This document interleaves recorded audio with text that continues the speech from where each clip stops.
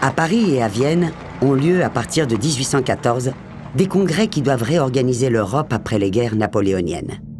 Seules les grandes nations figurent à la table des négociations, mais tous les États concernés envoient des délégués. Ils sont chargés de suivre l'évolution des débats et de plaider leur cause individuellement auprès des décideurs.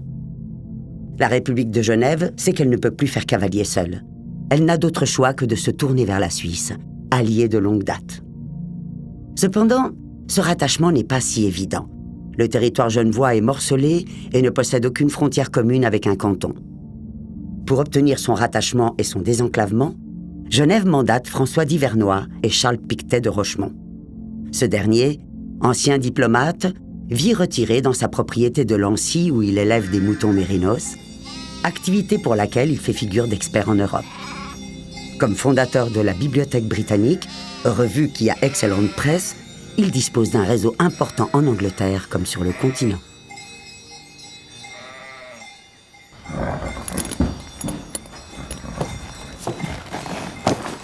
Je dois quitter mes moutons au printemps 1814 pour Paris, où se déroule une première conférence pour fixer les frontières de la France. Jean-Gabriel Hénard, mon secrétaire particulier, et moi-même y faisons connaissance du ministre des Affaires étrangères du Tsar de Russie depuis 1807, le comte Jean Capodistria. Alexandre Ier lui avait confié la mission de faire adopter un pacte fédéral aux cantons pour faire de la Suisse un véritable État. Une mission délicate, tant les visions des cantons étaient différentes, la Suisse étant au bord de la guerre civile. Mais il s'en était brillamment acquitté. Capodistria et moi nous lions d'amitié autour de notre vœu commun de trouver un avenir pour Genève au cœur de ces négociations. Il faut dire que notre passion commune pour l'agronomie nous a aussi rapprochés. Je négocie donc, avec l'appui de Capodistria, la reconnaissance de la République de Genève et son rattachement à la Suisse. D'abord à Paris, sans grand succès, puis, à partir de septembre 1814, à Vienne. Obtenir l'accord par vote de la Diète fédérale, rédiger une constitution cantonale n'est déjà pas simple, mais désenclaver le territoire est encore une toute autre affaire. À vrai dire, mon objectif personnel est bien plus vaste qu'un simple rattachement. C'était un large canton avec des frontières passant au niveau des crêtes des montagnes alentours, des frontières naturelles en somme. À l'ouest, j'envisageais d'étendre le territoire jusqu'aux portes d'Annecy et à l'est jusqu'à celle de Thonon. Tout cela pour assurer la sécurité et l'approvisionnement.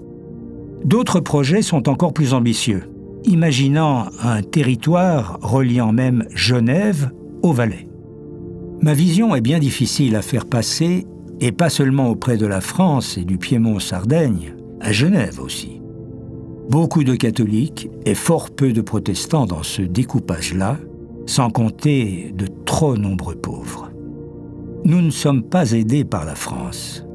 Talleyrand et Louis XVIII s'opposant même à ce que le pays de Gex soit intégré au canton.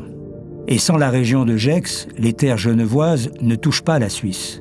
Mais pour les rassembler, il faut également que le roi de Sardaigne cède certains territoires.